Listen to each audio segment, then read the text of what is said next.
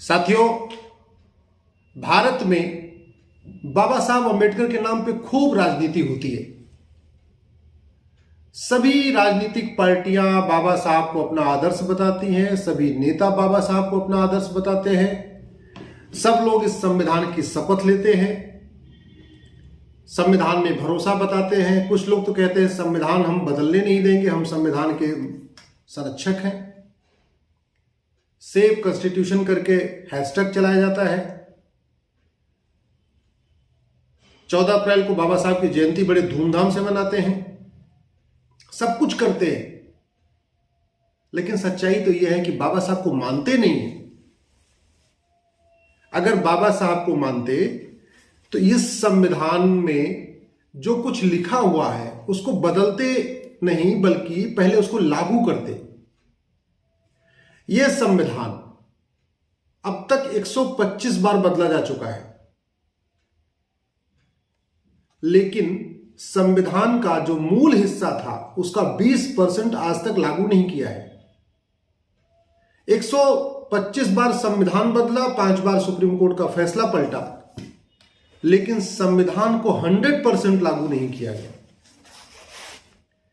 संविधान में काम का बंटवारा है, शेड्यूल 7 कहते हैं उसको। इसमें काम का बंटवारा है कि केंद्र क्या क्या कानून बनाएगा, राज्य क्या क्या कानून बनाएगा, और केंद्र और राज्य दोनों क्या कानून बना सकते हैं। शेड्यूल 7 में लिस्ट 3 है, जिसको हम कंकरेंट लिस्ट कहते हैं। इसका मतलब कि जो लिस्ट 3 में जो कुछ लिखा हुआ है उसमें केंद्र भी कानून बना सकता है, राज्य भी बना सकता है। केंद्र कानून बना देगा तो राज्यों के कानून अपने आप खत्म हो जाएंगे, नहीं माने जाएंगे। उसी शेड्यूल 7 में जनसंख्या नियंत्रण कानून लिखा हुआ है, यानी जनसंख्या नियंत्रण कानून बनाना केंद्र की ड्यूटी है और राज्य की भी ड्यूटी है। राज्य अपना अपना कानून बना सकते हैं, लेकिन जिस दिन केंद्र कानून बना देगा उस दिन राज्यों के कानून खत्म हो जाएंगे, नहीं माने जाएंगे, केंद्र वाला कानून ही माना जाएगा। अगर आप भारत की समस्याओं की गहराई के साथ देखें, समस्याओं के मूल कारण को देखें, तो भारत की 50% समस्याओं का मूल कारण जनसंख्या विस्फोट है। और संविधान के शेड्यूल 7 के लिस्ट 3 में एंट्री नंबर 20A पे लिखा हुआ है जनसंख्या नियंत्रण कानून। अब आप समझिए, भारत की 50% समस्याओं का मूल कारण जनसंख्या विस्फोट है। जनसंख्या नियंत्रण कानून बनाने के लिए संविधान में प्रावधान है, इसके बावजूद न तो किसी राज्य ने आज तक कानून बनाया जनसंख्या नियंत्रण कानून, न तो केंद्र सरकार ने बनाया। कानून बनाना तो छोड़िए, गहराई के साथ इस पर चर्चा भी नहीं हुई। कभी ऐसा नहीं हुआ कि हाँ 1 दिन 2 दिन 3 दिन उस पर बहुत गंभीरता के साथ डिबेट हो। जनसंख्या नियंत्रण कानून के विषय पे कभी आधे घंटे चर्चा हुई, कभी 1 घंटे चर्चा हुई, कभी किसी ने प्राइवेट मेंबर बिल पेश कर दिया, 5 मिनट चर्चा हो गई, 8 मिनट चर्चा हो गई। अरे भैया, जो समस्या भारत की सबसे बड़ी समस्या है, जिस समस्या के कारण भारत में 50% समस्याएं खड़ी हो रखी हैं, एक कानून बनाने से भारत की 50% समस्याएं खत्म हो जाएंगी, तो फिर उस कानून के ऊपर गंभीरता के साथ चर्चा क्यों नहीं हो रही? गरीबी की बात होगी, लेकिन गरीबी के मूल कारण जनसंख्या विस्फोट की बात नहीं होगी। बेरोजगारी की बात होगी, जनसंख्या विस्फोट की बात नहीं होगी। कुपोषण की बात होगी, जनसंख्या विस्फोट की बात नहीं होगी। Air pollution, water pollution, noise pollution की बात होगी, लेकिन जो उसका मूल कारण है जनसंख्या विस्फोट, उसकी बात नहीं होगी। बढ़ते अपराध की बात होगी, लेकिन अपराध के मूल कारण जनसंख्या विस्फोट की बात नहीं होगी।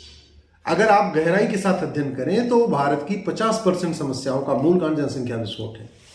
जल जंगल जमीन की समस्या, रोटी कपड़ा मकान की समस्या, गरीबी भूखमरी कुपोषण की समस्या, air pollution, water pollution, noise pollution की समस्या, चोरी लूट झपटमारी की समस्या, बढ़ते अपराध की समस्या, बेरोजगारी की समस्या, सभी समस्याओं का जो मूल कारण है वो जनसंख्या विस्फोट है।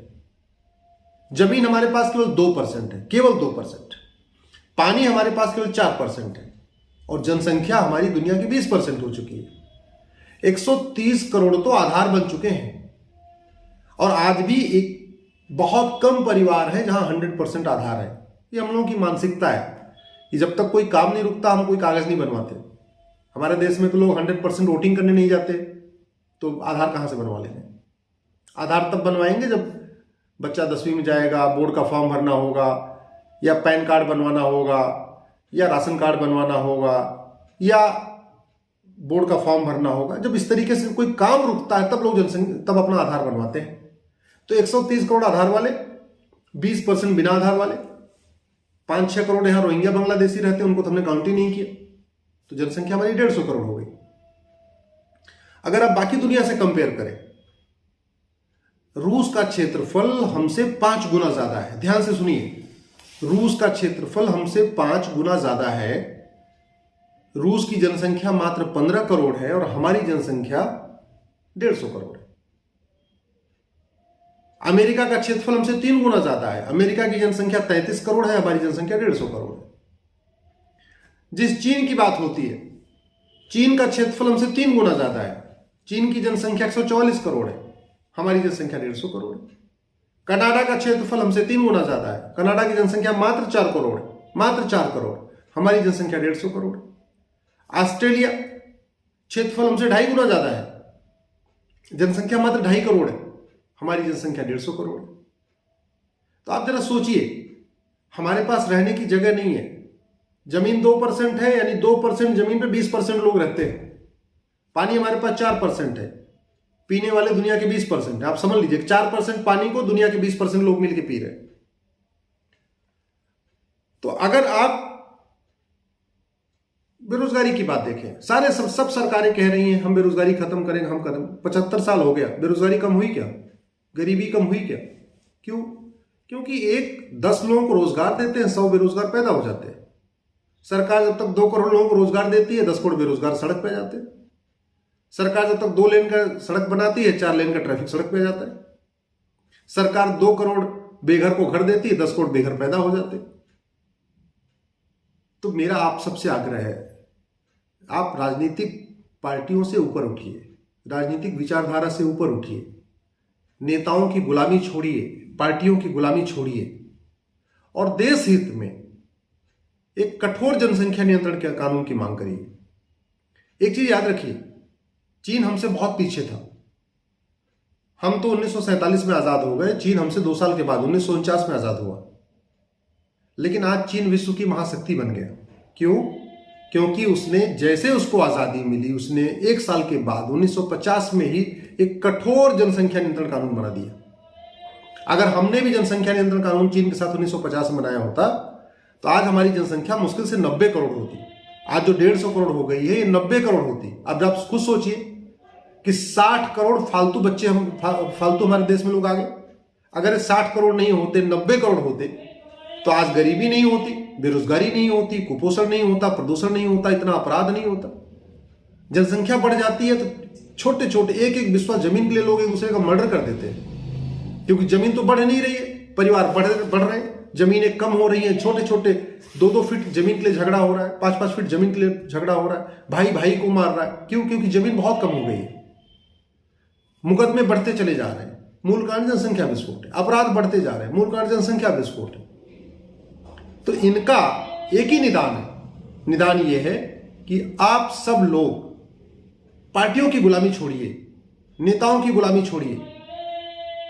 आप जिस पार्टी में उस पार्टी में बने रहिए, जिस पार्टी को वोट देते हैं उससे बने रहिए, लेकिन जनसंख्या नियंत्रण कानून की मांग करिए। अगर ये नहीं आएगा तो न कभी गरीबी खत्म होगी, न बेरोजगारी खत्म होगी, न कुपोषण खत्म होगा, न प्रदूषण खत्म होगा, न अपराध खत्म होगा, न भ्रष्टाचार खत्म होगा। मैं आशा करता हूं कि आप हमारी बात से सहमत होंगे और एक कठोर जनसंख्या नियंत्रण कानून की मांग जरूर करेंगे। जय हिंद, जय भारत।